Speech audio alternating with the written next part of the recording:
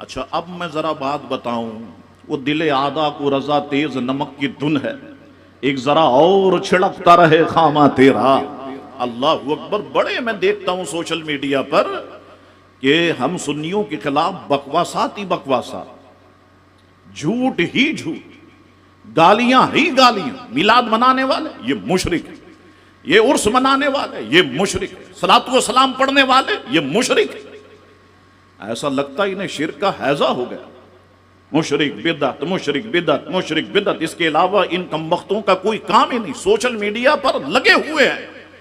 ذرا ان کی دم پہ بھی تو پاؤں رکھوں میں نا، ذرا انہیں بھی تو پتا چلے۔ چلو حوالہ جات کے ساتھ بات کرتا ہوں۔ جب اعلیٰ حضرت دین کی بنیادوں کو مضبوط کر رہے تھے، اس وقت مولوی اشرف علی تھانوی کیا کر رہے تھے؟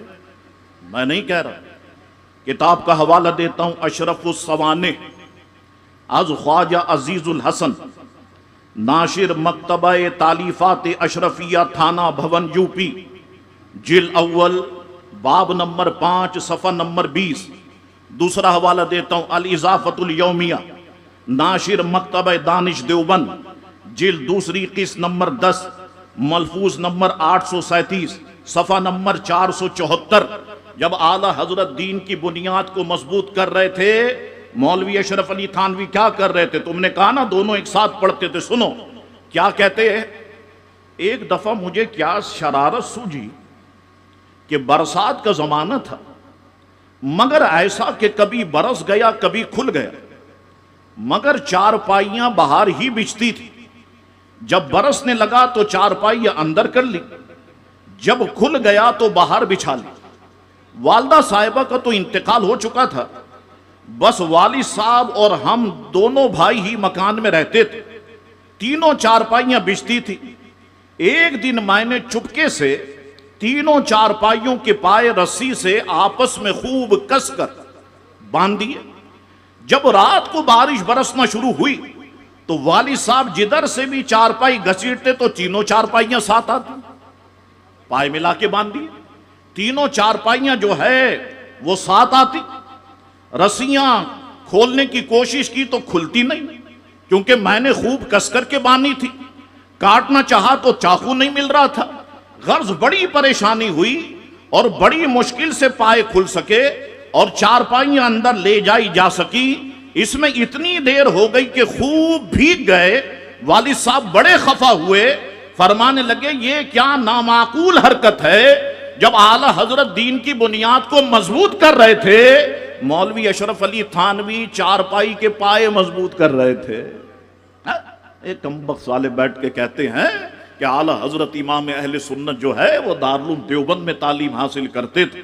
اللہ اکبر۔ اور سنیے، آپ خود لکھا، الاضافۃ الیومیہ جلد دوسری، قسط نمبر 10، ملفوظ نمبر 837، صفحہ نمبر 475۔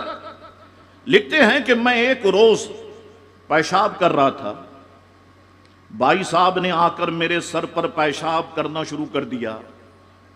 ایک روز ایسا اتفاق ہوا کہ بھائی صاحب پیشاب کر رہے تھے، میں نے ان کے سر پر پیشاب کرنا شروع کر دیا۔ اتفاق سے اس وقت والد صاحب تشریف لے آئے، فرمایا یہ کیا حرکت ہے؟ میں نے عرض کی کہ ایک روز انہوں نے بھی میرے سر پہ پیشاب کیا تھا، تو بھائی نے صاف انکار کر دیا، مختصر سی پٹائی ہوئی۔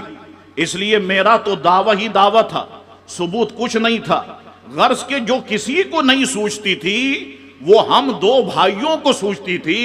ہیڈ اینڈ شولڈر کا نام آپ نے سنا ہوگا اور پینٹین کا نام آپ نے سنا ہوگا۔ یہ یورین شولڈر جو ہے یہ صرف دارالعلوم دیوبند ہی میں ملتا ہے، دیوبندیوں کے پاس ہی ملتا ہے۔ پیشاب شیمپو استعمال کریں، بال ان کے بڑے مضبوط ہو جاتے ہیں۔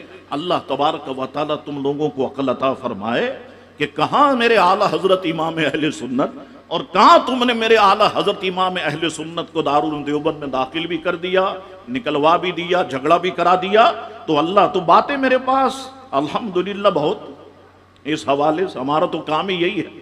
لیکن جو لوگ یہ کہتے ہیں، میں نے ان کے علم میں اضافے کے لیے 2 کرامتیں ان کے پیر صاحب کی بیان کر دی۔